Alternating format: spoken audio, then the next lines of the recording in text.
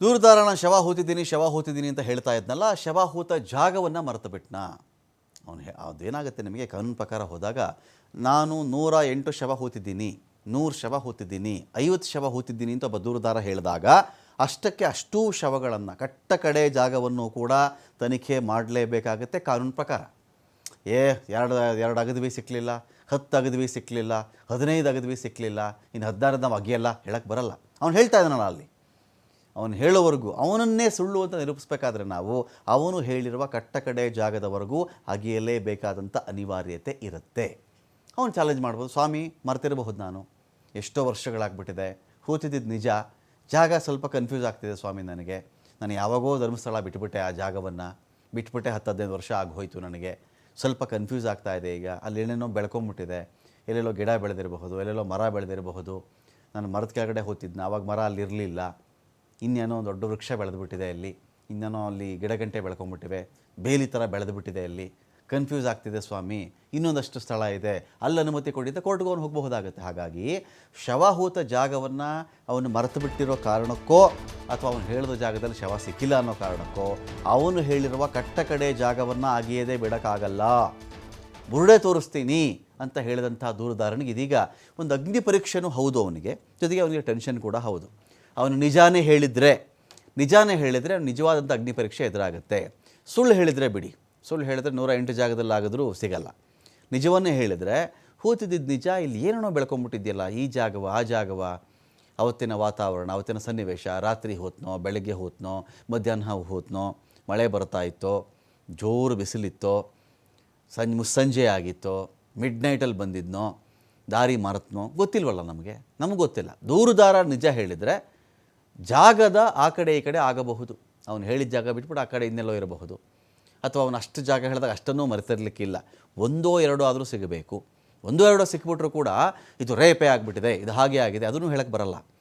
ಅದು ಪರೀಕ್ಷೆಗೆ ಒಳಪಡಬೇಕಲ್ವಾ, ಅಸ್ಥಿಪಂಜರ ಇದೆಲ್ಲ ಇದೆ. ಇಲ್ಲಿ ದೂರುದಾರನಿಗೆ ನಿಜವಾಗಿರ್ತಕ್ಕಂಥ ಅಗ್ನಿ ಪರೀಕ್ಷೆಗೆ ಶುರುವಾಗಿದೆ.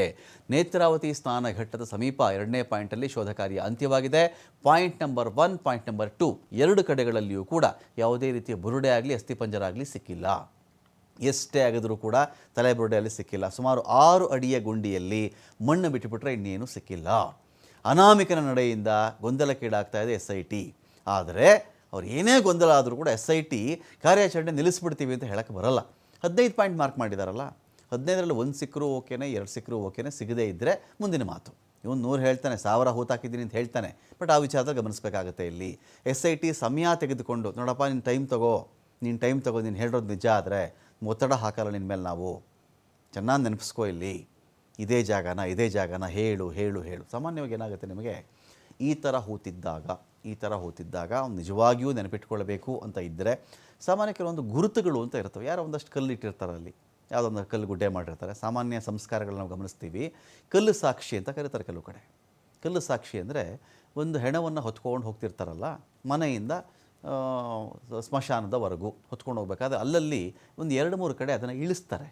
ಶವವನ್ನು ಇಳಿಸಿದಾಗ ಕಲ್ಲು ಗುಡ್ಡೆ ಹಾಕ್ರಪ್ಪ, ಇಲ್ಲಿ ಕಲ್ಲು ಸಾಕ್ಷಿ ಅಂತ ಕರೀತಾರೆ. ಇದು ಒಂದು ಭಾಗ. ಅದೇ ರೀತಿ ಒಂದು ಸಮಾಧಿ ಸ್ಥಳ ಆದಾಗ ಆ ಸಮಾಧಿ ಕಟ್ಟೋವರೆಗೂ, ಸಮಾಧಿ ಕಟ್ಟಬೇಕಲ್ಲ, ಅದಕ್ಕೆ ಕೂತಿರ್ತಾರೆ, ಮಣ್ಣು ಮುಚ್ಚಿರ್ತಾರಲ್ಲಿ, ಒಂದು ಕಲ್ಲು ಮಾರ್ಕ್ ಮಾಡಿರ್ತಾರಲ್ಲಿ, ಸುಮ್ಮನೆ ಒಂದು ಕಲ್ಲು ಇಟ್ಟಿರ್ತಾರಲ್ಲಿ, ಈ ಕಲ್ಲಪ್ಪ ಇಲ್ಲಿ ಜಾಗದಲ್ಲಿ ಸಮಾಧಿ ಇದೆ ಅಂಥೇಳಿ.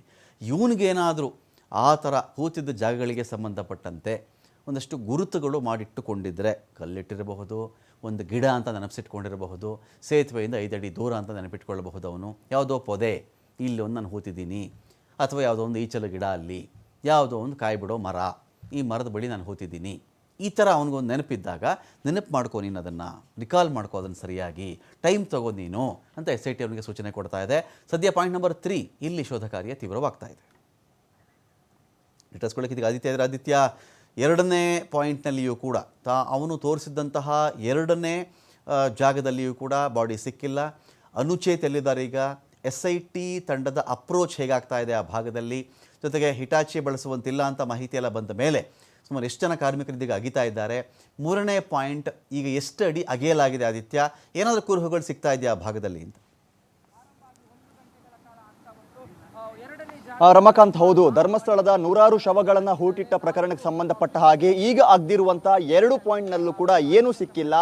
ಬಹಳ ನಿರಾಸೆಯಾಗಿದೆ ಬಹಳ ಜನರಿಗೆ. ಅಂದ್ರೆ ಪ್ರಮುಖವಾಗಿ ಅನಾಮಿಕಾ ಬಹಳ ಕಾನ್ಫಿಡೆನ್ಸ್ ಇಂದ ನಾನು ಈ ಜಾಗದಲ್ಲಿ ಸೀರಿಯಲ್ ನಂಬರ್ 1 ಮತ್ತು ಸೀರಿಯಲ್ ನಂಬರ್ 2 ಬಗ್ಗೆಯೂ ಕೂಡ ಆತ ಬಹಳ ಕಾನ್ಫಿಡೆನ್ಸ್ ಅನ್ನ ವ್ಯಕ್ತಪಡಿಸಿದ್ದ. ಆದ್ರೆ ಆತ ಅಲ್ಲಿಗೆ ಎಂಟ್ರಿ ಆಗುವಂತ ಸಂದರ್ಭ ನಮ್ಗೆಲ್ಲ ಚೂರು ಆತಂಕ ಆಯಿತು. ಅಂದ್ರೆ ತುಂಬಾ ಚಾಲೆಂಜಿಂಗ್ ಆಗಿದೆ ಜಾಗ, ನದಿ ಪಕ್ಕದಲ್ಲಿದೆ, ವಾತಾವರಣಗಳು 10-12 ವರ್ಷಗಳ ಹಿಂದೆ ಇದ್ದಂತ ಆ ಸ್ಟ್ರಕ್ಚರ್ ಈಗ ಇಲ್ಲ ಅನ್ನುವಂಥದ್ದು. ಆದ್ರೆ ಇದೀಗ 2 ಪಾಯಿಂಟ್ ನಲ್ಲೂ ಕೂಡ ಏನು ಸಿಕ್ಕಿಲ್ಲ ಅನ್ನುವಂತ ಮಾಹಿತಿ ಬರ್ತಾ ಇದೆ. ನೀವು ದೃಶ್ಯದಲ್ಲಿ ಗಮನಿಸ್ತಾ ಹೋಗ್ಬೋದು, ನೇರವಾಗಿ ಆ ಕಾರ್ಯಾಚರಣೆ ನಡೀತಾ ಇದ್ದಂತಹ ಜಾಗ ಇದು. ಇಲ್ಲೇ ಈ ನೇತ್ರಾವತಿ ನದಿಯ ಪಕ್ಕದಲ್ಲೇ ಆ ತಟದಲ್ಲೇ ಆ ಕಾರ್ಯಾಚರಣೆ ನಡೀತಾ ಇತ್ತು. ಒಂದು ಸೀರಿಯಲ್ ನಂಬರ್ನ ಪಾಯಿಂಟ್ ಅನ್ನ ನಿನ್ನೆ ಅಗ್ದಿದ್ರು. ನಿನ್ನೆ ಬೆಳಿಗ್ಗೆಯಿಂದ ಸಂಜೆವರೆಗೂ ಅಗ್ದ್ರು ಕೂಡ ಅಲ್ಲಿ ಏನೂ ಸಿಕ್ಕಿರಲಿಲ್ಲ. ಸುಮಾರು 8 ಅಡಿಯಷ್ಟು ಆಳ ಹೋಗ್ಲಾಗಿತ್ತು. ಯಾವಾಗ ಅನಾಮಿಕಾ ಮತ್ತು ಅವನ ಪರವಾಗಿರುವಂತಹ ವಕೀಲರು ಓಕೆ ಇದನ್ನ ಇಲ್ಲೇ ನಾವು ಕ್ಲೋಸ್ ಮಾಡೋಣ ಅನ್ನುವಂಥ ನಿರ್ಧಾರಕ್ಕೆ ಬಂದ್ರು, SIT ಅಧಿಕಾರಿಗಳು ಕೂಡ ಅವರ ಸಮ್ಮತಿಯನ್ನ ಪಡೆದುಕೊಂಡು ಆ ಕಾರ್ಯಾಚರಣೆಯನ್ನು ಅಲ್ಲಿಗೆ ಮೊಟಕುಗೊಳಿಸಿದ್ರು. ಸೊ ಇವತ್ತು ಬೆಳಿಗ್ಗೆಯಿಂದ ಆರಂಭವಾದಂತಹ ಕಾರ್ಯಾಚರಣೆಯಲ್ಲಿ ಕೇವಲ 1 ಗಂಟೆಯ ಒಳಗೆಯೇ ಆ ಒಂದು ಉತ್ಖನನ ಅನ್ನುವಂಥದ್ದು ಕಂಪ್ಲೀಟ್ ಆಯಿತು. ಯಾಕಂದ್ರೆ ಅಧಿಕಾರಿಗಳು ನಿರ್ಧಾರ ಮಾಡ್ಕೊಂಡಿದ್ರು ಕಾರ್ಯಾಚರಣೆಯ ಮುಂಚೆ ಸುಮಾರು 6 ಅಡಿಯಷ್ಟಾದ್ರೂ ನಾವು ಹೋಗಬೇಕು ಅನ್ನುವಂಥ ರೀತಿಯಲ್ಲಿ. ಆತ ಕೊಟ್ಟಿದ್ದಂತಹ ಮಾಹಿತಿ ಅನುಸಾರ ಸುಮಾರು 2-3 ಅಡಿ ನಾನು ಗುಂಡಿ ತೆಗೆದು ನಾನು ಹೆಣಗಳನ್ನು ಹೂತು ಹಾಕ್ತಾ ಇದ್ದೆ ಅಂತ ಆತ ಮಾಹಿತಿ ಕೊಟ್ಟಿದ್ದ. ಆದರೆ ಇವತ್ತು 6 ಅಡಿ ಅಗಲ 6 ಅಡಿ ಡೆಪ್ತ್ ಹೋದ್ರೂ ಕೂಡ ಇವತ್ತು ಅಲ್ಲಿ ಆ 2ನೇ ಪಾಯಿಂಟ್ನಲ್ಲೂ ಕೂಡ ಏನು ಸಿಕ್ಕಿಲ್ಲ.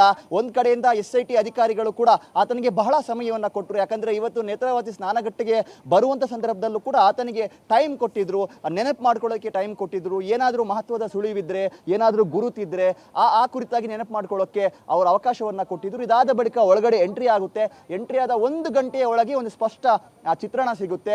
SIT ಅಧಿಕಾರಿಗಳು ಇದನ್ನ ಕನ್ಫರ್ಮ್ ಮಾಡ್ತಾರೆ. ಆ ಜಾಗದಲ್ಲಿ ಪಾಯಿಂಟ್ ನಂಬರ್ 2 ನಲ್ಲೂ ಕೂಡ ಎಷ್ಟೇ ಆಗಿದ್ರು ನಮ್ಗೆ ಏನೂ ಸಿಕ್ಕಿಲ್ಲ.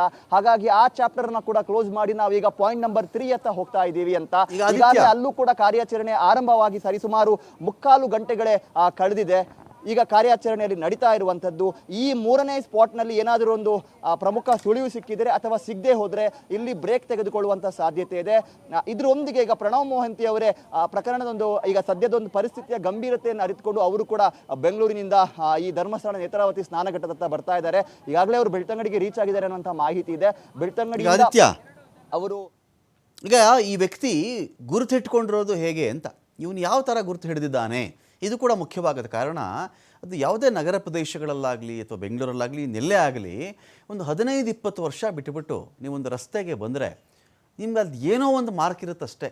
ಈ ರಸ್ತೆಯಲ್ಲಿ ಒಂದಷ್ಟು ಸಾಲ ಗಸಗಸೆ ಹಣ್ಣಿನ ಮರಗಳಿದ್ವು, ಹುಣಸೆ ಮರಗಳಿದ್ದವು, ಮಾವಿನ ಹಣ್ಣಿನ ಮರಗಳಿತ್ತು, ಒಂದಷ್ಟು ತೋಟ ಇತ್ತು, ಹೊಲ ಇತ್ತು. ಈಗೇನೋ ಅಂದ್ಕೊಂಡು ಬಂದಿರ್ತಾರೆ. ಅಲ್ಲಿ ಯಾರೋ ಬಂದಿರ್ತಾರೆ, ಯಾರೋ ಆ ಲೇಔಟ್ ಮಾಡಿಬಿಟ್ಟಿರ್ತಾರೆ, ಅದನ್ನು ಬುಲ್ಡೋಸ್ ಮಾಡಿರ್ತಾರೆ, ಮನೆಗಳು ಬಂದುಬಿಟ್ಟಿರ್ತವೆ.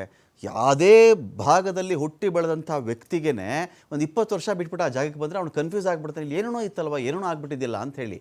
ಈ ವ್ಯಕ್ತಿ ನಾನು ಗುರುತು ಹಿಡಿದಿರೋದು ಹೇಗೆ ಅಂತ ಏನಾದರೂ ಮಾರ್ಕ್ ಇದೆಯಾ? ಈಗ ಸಪೋಸ್ ಒಂದು ಕಾಡಲ್ಲಿ ನಾವು ಹೂತ್ನಪ್ಪ, ಒಂದು ಹೆಣ ಹೂತೆ ಅಂದರೆ ಬೂರುಗದ ಮರದ ಬುಡದಲ್ಲಿ ನಾನೊಂದು ಹೂತೆ, ತಾಳೆ ಮರ ಇತ್ತು, ಇಲ್ಲಿ ಈಚಲ್ ಮರ ಇತ್ತು, ಒಂದು ಸೇತುವೆ ಇತ್ತು, ಒಂದು ಕಾಲ್ದಾರಿ ಇತ್ತು, ಅಥವಾ ಒಂದು ತೆಂಗಿನ ಮರ, ಒಂದು 4 ತೆಂಗಿನ ಮರಗಳು ಇಲ್ಲಿದ್ವು, ಅದ್ರ ಮಧ್ಯದಲ್ಲಿ ನಾನು ತೊಗೊಂಡು ಬಂದು ಹೋತಿದ್ದೀನಿ. ಹಿಂಗೇನೋ ಇರಬೇಕಲ್ಲ.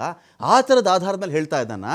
ಸುಮ್ಮನೆ ಒಂದು ರ್ಯಾಂಡಮ್ ಆಗಿ ಅವನು ನೆನಪಿಗೆ ಬಂದಂತೆ ಇರಬಹುದು ಗೆಸ್ ಮೇಲೆ ಏನಾದರೂ ಹೇಳಿದಾನ ಅವನು ಅಂತ. ರಮಕಾಂತ್, ಹೌದು, ಈತ ಯಾವ ಥರ ಗುರುತು ಇಟ್ಕೊಂಡ ಅನ್ನುವಂಥದ್ದು. ಯಾಕಂದರೆ ಪಾಯಿಂಟ್ ನಂಬರ್ 8 ಬಳಿಕ ಮೊನ್ನೆ ದಿವಸ ಮೊದಲ ದಿನದ ಕಾರ್ಯಾಚರಣೆಯಲ್ಲಿ ಪಾಯಿಂಟ್ ನಂಬರ್ 8 ಬಳಿಕ ಆತ ರ್ಯಾಂಡಮ್ ಆಗಿ ಪ್ಲೇಸಸ್ಗಳನ್ನು ತೋರಿಸ್ಕೊಂಡು ಹೋದ ಸಂದರ್ಭ ನಮಗೆ ಬಹಳ ಆಶ್ಚರ್ಯ ಆಯಿತು. ಒಬ್ಬ ಮನುಷ್ಯನ ಮೆಮೊರಿ ಪವರ್ ಇಷ್ಟರ ಮಟ್ಟಿಗೆ ಹೇಗಿರುತ್ತೆ, ಅದು ಕೂಡ 10-12 ವರ್ಷದ ಹಿಂದೆ ಆತ ಅಲ್ಲಿ ಹೂತು ಹಾಕಿರುವಂಥದ್ದು. ಅದು ಸರತಿ ಸಾಲಿನಲ್ಲೇ ಇತ್ತು. ಪ್ರಮುಖವಾಗಿ 9 ಆಗಿರ್ಬೋದು, 10, 11, 12 ಇದೆಲ್ಲವೂ ಕೂಡ ಆತ ಏನೋ ಒಂದು ಗುರುತನ್ನು ಅಲ್ಲಿ ಇಟ್ಕೊಂಡಿದ್ದ. ನಮ್ಗದು ಮೇಲ್ನೋಟಕ್ಕೆ ಕಂಡಂಥ ಸಂದರ್ಭ ಮರದ ಆಧಾರದಲ್ಲಿ, ಅಲ್ಲಿದ್ದಂತಹ ಮರದ ಆಧಾರದಲ್ಲಿ, ಅಂದರೆ ಎಲ್ಲೆಲ್ಲ ಬೃಹದಾಕಾರದ ಮರಗಳಿದೆಯೋ ಅದರ ಕೆಳಭಾಗದಲ್ಲೇ ಬಹುತೇಕ ಎಲ್ಲ ಜಾಗಗಳು ಈಗ ಮಾರ್ಕ್ ಆಗಿರುವಂಥದ್ದು. ಇನ್ನು ಪಾಯಿಂಟ್ ನಂಬರ್ 13 ಹೋದಂಥ ಸಂದರ್ಭ ಅದರ ಸಂಪೂರ್ಣ ರೂಪುರೇಷೆ 10 ವರ್ಷಗಳಲ್ಲಿ ಅದು ಚೇಂಜ್ ಆಗಿದೆ. ಯಾಕಂದರೆ ಅಲ್ಲಿ ಆಣೆಕಟ್ಟಿಗೆ ಸಂಬಂಧಪಟ್ಟ ಹಾಗೆ, ರಸ್ತೆಗೆ ಸಂಬಂಧಪಟ್ಟ ಹಾಗೆ ಒಂದಿಷ್ಟು ಡೆವಲಪ್ಮೆಂಟ್ಗಳೆಲ್ಲ ಆಗಿದೆ, ಇಂಟರ್ಲಾಕ್ ಅನ್ನೆಲ್ಲ ಅಳವಡಿಸಿದ್ದಾರೆ. ಹಾಗಾಗಿ ಆ ಸ್ಪೇಸ್ ಕಂಪ್ಲೀಟ್ ಆಗಿ ಚೇಂಜಸ್ ಆಗಿದೆ. ಆದರೆ ಯಾವಾಗ ಅವನು ಸೀರಿಯಲ್ ನಂಬರ್ 1 ಏನು ನಿನ್ನೆ ನಾವು ಹುಡುಕಿದಂಥ ಸಂದರ್ಭ, SIT ಅಧಿಕಾರಿಗಳು ಹುಡುಕಿದಂಥ ಸಂದರ್ಭದಲ್ಲಿ ಏನೂ ಇರಲಿಲ್ವೋ, ಆತ ಅಲ್ಲಿ ಎಂಟ್ರಿ ಆಗುವಂಥ ಸಂದರ್ಭ ಅಂದರೆ 10-12 ವರ್ಷಗಳಾಗಿರ್ಬೋದು, ಅಥವಾ ಆತ ಹೇಳ್ತಾ ಇರುವಂಥ 1995 2000ರಿಂದ ಅಥವಾ 2014ರವರೆಗೂ ಕೂಡ ಅಲ್ಲಿ ಬಹಳಷ್ಟು ಡೆವಲಪ್ಮೆಂಟ್ಗಳಾಗಿದೆ. ಅಂದರೆ ಆ ಸಂದರ್ಭದಲ್ಲಿ ಸಾಕಷ್ಟು ಒಂದು ಮಾದರಿಯಲ್ಲಿ ಅರಣ್ಯ ಪ್ರದೇಶದ ರೀತಿಯಲ್ಲೇ ಇತ್ತು. ಆ ಬಳಿಕ ಅಲ್ಲಿ ಸಾಕಷ್ಟು ಡೆವಲಪ್ಮೆಂಟ್ ಆಗಿದೆ, ಅದನ್ನು ಲೆವೆಲ್ ಮಾಡಲಾಗಿದೆ, ಮಣ್ಣು ಹಾಕಲಾಗಿದೆ, ಅಥವಾ ಒಂದು ಪ್ರವಾಹ ಬಂದಿತ್ತು, ಪ್ರವಾಹ ಬಂದ ಮೇಲೆ ಆ ಪ್ರದೇಶದ ಸ್ವಲ್ಪ ರೂಪರೇಷೆಗಳು ಬದಲಾಗಿತ್ತು. ಈ ಎಲ್ಲ ಚರ್ಚೆಗಳು ಇಲ್ಲಿರುವಂಥ ಸಾರ್ವಜನಿಕ ವಲಯದಿಂದ ನಮಗೂ ಕೂಡ ಆ ಮಾಹಿತಿ ಬಂತು, ತುಂಬ ಚೇಂಜಸ್ ಆಗಿತ್ತು ಅಂತ. ಆದರೆ SIT ಅಧಿಕಾರಿಗಳ ಜೊತೆಗೆ ಆತ ಮಾಹಿತಿಯನ್ನು ಹಂಚಿಕೊಳ್ಳುವ ಸಂದರ್ಭ, ನೀವು ಇಲ್ಲೇ ಆಗಿರಿ, ನನಗೆ ಬಹಳ ಕಾನ್ಫಿಡೆನ್ಸ್ ಇದೆ, ನಾನು ಇಲ್ಲಿ ಹೂತು ಹಾಕಿರುವಂಥದ್ದು ನಂಗೆ ಗೊತ್ತಿದೆ, ಇಲ್ಲೇ ಆಗಿರಿ ಅನ್ನುವಂಥದ್ದು ಆತ ಪಟ್ಟು ಹಿಡಿದಿದ್ದ ಅಂತ ಅನ್ನೋ ಒಂದು ಮಾಹಿತಿ. ಯಾಕಂದರೆ 3 ಅಡಿಗೆ ಹೋದಂಥ ಸಂದರ್ಭ ಅಲ್ಲಿ ಏನು ಸಿಕ್ಕಿರಲಿಲ್ಲ. ಆ ಸಂದರ್ಭದಲ್ಲಿ ಒಂದು ಬ್ರೇಕ್ ಕೊಟ್ಟು ಅಧಿಕಾರಿಗಳು ಆತನ ಹತ್ರ ಕೇಳ್ತಾರೆ, ನಿಂಗೆ ಇನ್ನೂ ಕಾನ್ಫಿಡೆನ್ಸ್ ಇದೆಯಾ, ಇಲ್ಲೇ ಹೂತು ಹಾಕಿದ್ಯಾ ನೀನು, ನಾವು ಇಲ್ಲೇ ಅಗಿಬೇಕಾ ಅಥವಾ ಬೇರೆ ಏನಾದರೂ ಜಾಗಗಳು ಇದೆಯಾ? ಆತ ಆ ಸಂದರ್ಭದಲ್ಲೂ ಕೂಡ ಹೇಳ್ತಾನೆ, ನೀವು ಬೇಕಾದ್ರೆ ಸ್ವಲ್ಪ ಅಗಲವಾಗಿ ಅಗೆದುಕೊಂಡು ಹೋಗಿ ಅಥವಾ ಯಂತ್ರೋಪಕರಣಗಳನ್ನು ಬಳಸಿ, ಆದರೆ ನಂಗೆ ಬಹಳ ಕಾನ್ಫಿಡೆನ್ಸ್ ಇದೆ, ನಾನು ಇದೇ ಜಾಗದಲ್ಲಿ ಹೂತು ಹಾಕಿದ್ದೀನಿ, ಇದು ನನ್ನ ಮೆಮೊರಿ ಪವರಲ್ಲಿ ಉಳ್ಕೊಂಡಿದೆ ಅನ್ನುವಂಥದ್ದನ್ನೇ ಆತ ಮತ್ತೆ ಮತ್ತೆ ಒತ್ತಿ ಹೇಳ್ತಾ ಇದ್ದ ಅನ್ನುವಂಥ ಮಾಹಿತಿ ಕೂಡ ಬಂದಿತ್ತು. ಹಾಗಾಗಿ ಅಲ್ಲೂ ಕೂಡ ಏನು ಸಿಗ್ಲಿಲ್ಲ ಅನ್ನುವಂಥದ್ದೇ ಬಹಳ, ಅಂದರೆ ಇದನ್ನ ಏನು ಬುರುಡೆ ಸಿಗುತ್ತೆ ಅಥವಾ ಒಂದಿಷ್ಟು ಹೋರಾಟಗಾರರಿಗೂ ಕೂಡ ಅದು ಬಹಳ ಒಂದು ನಿರಾಸೆ ಆಗಿತ್ತು, ಒಂದು ರೀತಿ ಹಿನ್ನಡೆ ಅಂತ ಹೇಳ್ಬೋದಾಗಿತ್ತು. ಯಾಕಂದ್ರೆ ಅಧಿಕಾರಿಗಳು ಕೂಡ ಪಾಯಿಂಟ್ ನಂಬರ್ 1 ಮೊದಲ ಕಾರ್ಯಾಚರಣೆ ಬಹಳ ಮಹತ್ವವನ್ನು ಅದಕ್ಕೆ ಕೊಟ್ಟಿದ್ರು. ಅದಕ್ಕೆ ಬೇಕಾದಂಥ ಭದ್ರತೆ, ಬೇಕಾದಂಥ ಅಧಿಕಾರಿಗಳು, ಬೇಕಾದಂಥ ವೈದ್ಯಾಧಿಕಾರಿಗಳು, ಬೇಕಾದಂಥ ಫಾರೆನ್ಸಿಕ್, ಇದು ಯಾವುದರಲ್ಲೂ ಕೂಡ ಯಾವುದೇ ರೀತಿಯ ರಾಜಿಯನ್ನು ಮಾಡಿಕೊಳ್ಳದೆ ಒಂದು ಎಕ್ಸ್ಟ್ರೀಮ್ ಲೆವೆಲ್ ಬೇಕಾದಂಥ ಅವಶ್ಯಕತೆಗಿಂತ ಹೆಚ್ಚಿನ ಒಂದು ವ್ಯವಸ್ಥೆಯನ್ನು ಒದಗಿಸಿಕೊಟ್ಟಿದ್ರು. ಆದರೆ ಆ ಪಾಯಿಂಟ್ ನಂಬರ್ 1 ಬಹಳ ಹಿನ್ನಡೆ ಆಯಿತು. ಅದು ಬಹಳ ತಗ್ಗು ಪ್ರದೇಶ, ನದಿಯ ಸಮೀಪದಲ್ಲೇ ಇದೆ, 3 ಅಡಿ ಹೋದಂಥ ಸಂದರ್ಭದಲ್ಲಿ ನೀರು ಸಿಕ್ತು. ಇನ್ನು ದೊಡ್ಡ ದೊಡ್ಡ ಪ್ರವಾಹ ಬಂದಾದ ಸಂದರ್ಭದಲ್ಲಿ ಅದರ ವಾತಾವರಣ ಏನಾಗಿರ್ಬೋದು, ಪರಿಸ್ಥಿತಿ ಏನಾಗಿರ್ಬೋದು, ಈ ಚರ್ಚೆಗಳೆಲ್ಲ ಪ್ರಸ್ತುತ ಅಲ್ಲ ಈಗ. ಆದರೂ ಕೂಡ ಇಂಥ ಒಂದು ಅಭಿಪ್ರಾಯಗಳಲ್ಲಿ ಕೇಳಿ ಬಂತು. ಹಾಗಾಗಿ ಪಾಯಿಂಟ್ ನಂಬರ್ 2ನಲ್ಲಾದರೂ ಏನಾದರೂ ಮಹತ್ವದ ಸುಳಿವು ಸಿಗಬಹುದು. ಅಂದ್ರೆ ಅದು ಸ್ವಲ್ಪ ಕಾಡಿನ ಒಳಗಡೆ ಇದೆ, ಎತ್ತರದ ಪ್ರದೇಶದಲ್ಲಿ ಇದೆ. ದೂರುದಾರನನ್ನ ಗಮನಿಸಿದ್ರೆ ಆದಿತ್ಯ, ದೂರುದಾರನನ್ನ ಗಮನಿಸಿದಾಗ ನಾವು ಈಗ ನಮಗೆ ಅವನ ಮುಖ ಕಾಣ್ತಾ ಇಲ್ಲ, ಮುಖ ಪೂರ್ತಿ ಕವರ್ ಆಗಿದೆ. ಸೊ ಹಾಗಾಗಿ ನಾವು ಪೂರ್ತಿ ರೀಡ್ ಮಾಡಿಬಿಡ್ತೀವಿ, ನಾವು ಎಕ್ಸ್ಪರ್ಟ್ಗಳಿದ್ದೀವಿ ಅಂತ ಕೂಡ ನಾನು ಹೇಳ್ತಾ ಇಲ್ಲ ಇಲ್ಲಿ. ಆದರೆ ನಿನ್ನೆಯ ಇವನ ಉತ್ಸಾಹ ಇತ್ತಲ್ಲ, ನಿನ್ನೆ ನುಗ್ಗಿದಂಥ ಉತ್ಸಾಹ, ತೋರಿಸ್ತೀನಿ ಬನ್ನಿ ಅಂತ ಹೇಳಿ ಕರ್ಕೊಂಡು ಹೋದಂಥ ಉತ್ಸಾಹಕ್ಕೂ, ಮೊನ್ನೆ ಮಾರ್ಕ್ ಮಾಡಿದ್ಮೇಲೆ ಆದಂಥ ಘಟನೆಗಳಿಗೂ, ನಿನ್ನೆ ಅದನ್ನು ಅಗದಾಗಿದ್ದಂಥ ಇವನ ಉತ್ಸಾಹಕ್ಕೂ ಇವತ್ತಿಗೆ ನಾವು ಇವನ್ನ ಗಮನಿಸಿದ್ರೆ, ಇವತ್ತು ನಾವು ಗಮನಿಸ್ಕೊಂಡು ಹೋದರೆ ಚೂರು ಇವನ ಒಂದು ರೀತಿಯಲ್ಲಿ ಇವನ ಬಾಡಿ ಲ್ಯಾಂಗ್ವೇಜಲ್ಲಿ ಸ್ವಲ್ಪ ಡಲ್ ಅಂತ ಅನ್ನಿಸ್ತಾ ಇದ್ದಾನ ಇವನೇನಾದರೂ, ಅಥವಾ ಒಂಥರ ನಿರಾಶನಾದಂತೆ ಕಾಣಿಸ್ತಾ ಇದ್ದಾನ, ಇಲ್ಲ ಒಂಥರ ಕನ್ಫ್ಯೂಸ್ ಆದಂತೆ ಕಾಣಿಸ್ತಾ ಇದ್ದಾನೆ, ಇಲ್ಲೇ ಇತ್ತಲ್ಲ ಎಲ್ಲೋ ಕಾಣಿಸ್ತಾ ಇಲ್ವಲ್ಲ, ಆ ಗೊಂದಲಕ್ಕೆ ಒಳಗಾದಂತೆ ಕಾಣಿಸ್ತಾ ಇಲ್ವ ಇವತ್ತು ಅಂತ. ನಿಜಕ್ಕೂ ಕೂಡ ರಮಕಾಂತ್, ಯಾಕಂದರೆ ಇದು 10-15 ವರ್ಷಗಳ ಹಿಂದಿನ ಕತೆ, ಮತ್ತು ಆ ಜಾಗಗಳು ಕೂಡ 10-15 ವರ್ಷದ ಹಿಂದಿನದ್ದು, ಮತ್ತು ಆತ ತುಂಬ ಎಕ್ಸ್ಪೆಕ್ಟೇಷನನ್ನು ಇಟ್ಕೊಂಡು, ಯಾಕಂದರೆ ಆತನ ಕಾನ್ಫಿಡೆನ್ಸ್ ಲೆವೆಲ್ ನಮ್ಗೆ ಯಾವಾಗ ಗೊತ್ತಾಯಿತು ಅಂದರೆ ಡೇ 1ನಲ್ಲಿ ಆತ ಮಾರ್ಕ್ ಮಾಡಿಕೊಂಡು ಹೋದಂಥ ರೀತಿಯಲ್ಲಿ, ಆತ ಮಾರ್ಕ್ ಮಾಡಿಕೊಂಡು ಹೋದ ರೀತಿಯಲ್ಲೇ ಅಲ್ಲಿ ಆ ಅಸ್ಥಿಪಂಜರಗಳು ಸಿಕ್ಕಿದ್ರೆ ನಿಜವಾಗ್ಲೂ ಆತನಿಗೆ ಶಬಾಷ್ ಹೇಳಲೇಬೇಕು. ಯಾಕಂದರೆ ಅಷ್ಟು ವರ್ಷಗಳ ಒಂದು ಹಿಂದಿನ ಜಾಗಗಳನ್ನು ಅವನು ಇವತ್ತು ಕೂಡ ಗುರುತು ಇಟ್ಕೊಂಡಿದ್ದಾನೆ ಅನ್ನುವಂಥ ರೀತಿಯಲ್ಲಿ ಆ ಕಾನ್ಫಿಡೆನ್ಸ್ ಅವನ ಹತ್ರ ಇತ್ತು. ನಿನ್ನೆ ಬೆಳಿಗ್ಗೆ ಕೂಡ ಅದೇ ಕಾನ್ಫಿಡೆನ್ಸ್ ಇತ್ತು, ಮಧ್ಯಾಹ್ನದವರೆಗೂ ಕೂಡ, ಅಂದರೆ 3 ಅಡಿಗೆ ಹೋದ ಸಂದರ್ಭ ಏನೂ ಇಲ್ಲ ಅನ್ನುವಂಥ ಒಂದು ಗೊಂದಲದ ವಾತಾವರಣ ನಿರ್ಮಾಣವಾಯಿತು. ಯಾವಾಗ DIG ಅನುಚೇತ ಅವರೇ ಅಖಾಡಕ್ಕೆ ಬರ್ತಾರೋ, ಅವರು ಕೂಡ ಆತನ ಏನೋ ಒಂದು ಅದರ ಕುರಿತಾಗಿ ಪರಿಶೀಲನೆಯನ್ನ ಮಾಡ್ತಾರೋ, ಈ ಸಂದರ್ಭದಲ್ಲೂ ಕೂಡ ಆತ ವಿಚಲಿತನಾಗಿರ್ಲಿಲ್ಲ. ಇಲ್ಲೇ ಹೇಳ್ತಾ ಇದ್ದ. ಈಗ ಇನ್ನೊಂದು ಮೇನ್ ಕ್ವಶನ್ ಏನು ಗೊತ್ತಾ, ಇಲ್ಲಿ ಇವನು ಅನೇಕ ಬಾರಿ ಪ್ರಯತ್ನ ಪಟ್ಟು ಯಾರು ಮಾತು ಕೇಳದೇ ಇದ್ದಾಗ ತೀರಾ ಒಂದು ಪೊಲೀಸ್ ಠಾಣೆಗೆ ತಂದು ಒಂದು ತಲೆಬುರುಡೆನ ಮೂಳೆನ ಕೊಟ್ಟ ಅಂತ ಹೇಳ್ತಾರಲ್ಲ, ಆ ಜಾಗ ಎಲ್ಲಿ ಹೋಗ್ಲಿ? ಒಂದು ತಲೆಬುರುಡೆ ಕೊಟ್ಟಿದ್ದಾನೆ, 1-2 ಮೂಳೆ ಕೊಟ್ಟಿದ್ದಾನೆ ಅಂತ ಆದಮೇಲೆ ಉಳಿದ ಮೂಳೆಗಳು ಅದು ಇಲ್ಲಿ, ಆ ಜಾಗ ಯಾವುದಂತ ಅಟ್ಲೀಸ್ಟ್ ಅಲ್ಲಾದರೂ ಇರಬೇಕಲ್ಲ ಇವನು ತಂದಿದ್ರೆ, ಅದ್ಯಾವ ಜಾಗ ಅಂತ.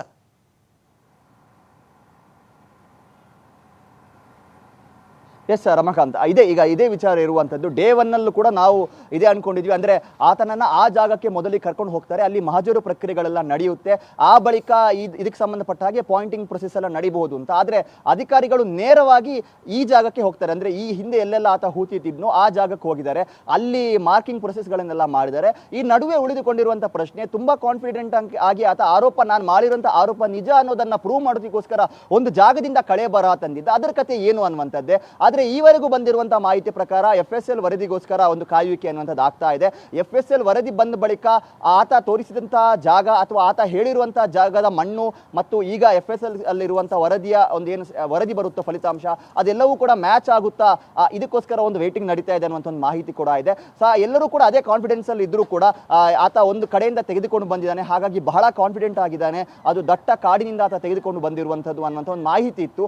ಆದರೆ ಈಗ 2 ಪಾಯಿಂಟ್ಗಳು ಈಗ ಇದರಲ್ಲಿ ಏನು ಸಿಗದೆ ಇರುವಂತಹ ಹೊತ್ತಿನಲ್ಲಿ ಈಗ 3ನೇ ಪಾಯಿಂಟ್ ಅಗಿಯುವಂತ ಒಂದು ಪ್ರಕ್ರಿಯೆಗಳು ಆಗ್ತಾ ಇದೆ. ಇನ್ನೇನು ಕೆಲವೇ ಕ್ಷಣಗಳಲ್ಲಿ ಅದರ ಮಾಹಿತಿ ಕೂಡ ಬರುತ್ತೆ. ಸೊ ಇಲ್ಲೂ ಇಲ್ಲ ಅಂತ ಆದಂತ ಸಂದರ್ಭ ಕೇವಲ ಅನಾಮಿಕಾ ಮಾತ್ರ ಅಲ್ಲ, ಒಂದು ಹಂತಕ್ಕೆ SIT ಅಧಿಕಾರಿಗಳು ಕಾರ್ಯಾಚರಣೆಯನ್ನ ಮೊಟಕು ಮಾಡೋದಿಲ್ಲ, ಆದರೆ ಒಂದು ಹಂತಕ್ಕೆ ಸಮಾಲೋಚನೆಯನ್ನಂತೂ ಖಂಡಿತವಾಗಿಯೂ ಮಾಡ್ತಾರೆ. ಹಾಗಾಗಿ ಪ್ರಣವ್ ಮೊಹಂತಿ ಅವರು ಕೂಡ ಸ್ಪಾಟಿಗೆ ಬರ್ತಾ ಇದ್ದಾರೆ. ಇಂಥ ಪ್ರಕರಣಗಳಲ್ಲಿ ತೀರಾ ಕಡಿಮೆ ಹಿರಿಯ ಅಧಿಕಾರಿಗಳು ಬರುವಂಥದ್ದು, ಅಂದ್ರೆ ಏನಾದ್ರೂ ಒಂದು ಮೇಜರ್ ಡೆವಲಪ್ಮೆಂಟ್ ಆದಂತ ಸಂದರ್ಭ ಅಥವಾ ಮಹತ್ವದ ಸುಳಿವು ಸಿಕ್ಕಂತ ಸಂದರ್ಭ ಅವ್ರು ಬರುವಂತದ್ದು ಇರುತ್ತೆ. ಆದ್ರೆ ನಿನ್ನೆ DIG ಅನುಚೇತ್ ಅವರೇ ಸ್ಪಾಟಿಗೆ ಬಂದಿದ್ರು ಖುದ್ದು. ಈಗ ಪ್ರಣವ್ ಮೊಹಂತಿ ಅವರು ಕೂಡ ಬರ್ತಾ ಇದ್ದಾರೆ. ಮುಂದಕ್ಕೆ ಅಧಿಕಾರಿಗಳು ಈಗ ಈ ಸ್ಪಾಟ್ ನಂಬರ್ 3ನ ಫಲಿತಾಂಶದ ಬಳಿಕ ಯಾವ ರೀತಿ ನಿರ್ಧಾರಕ್ಕೆ ಬರ್ತಾರೆ ಅನ್ನುವಂಥದ್ದೇ ಬಹಳ ಕುತೂಹಲ. ಇನ್ ಕೇಸ್ ಅಲ್ಲಿ ಸಿಕ್ಕಿದರೆ ಕಾರ್ಯಾಚರಣೆ ಮುಂದುವರಿಯುತ್ತೆ, ಇನ್ ಕೇಸ್ ಸಿಗದೆ ಹೋದ್ರೂ ಕೂಡ ಕಾರ್ಯಾಚರಣೆ ಮುಂದುವರಿಯುತ್ತೆ. ಆದ್ರೆ ಈ ನಡುವೆ ಏನಾದ್ರೂ ಚೇಂಜಸ್ ಗಳನ್ನ ಮಾಡಿಕೊಳ್ಳುವಂಥದ್ದು ಅಥವಾ ಆತನನ್ನ ಮತ್ತೆ ಸ್ವಲ್ಪ ವಿಚಾರಣೆ ಮಾಡುವಂಥದ್ದು, ಆತನ ವಕೀಲರೊಂದಿಗೆ ಸಮಾಲೋಚನೆ ಮಾಡುವಂಥ ಇಂಥದ್ದೇನಾದ್ರೂ ಒಂದು ಪ್ರೊಸೆಸ್ ನಡೀಬಹುದು ಅನ್ನುವಂಥ ನಿರೀಕ್ಷೆ ಇದೆ ರಮಾಕಾಂತ್. Thank you Aditya.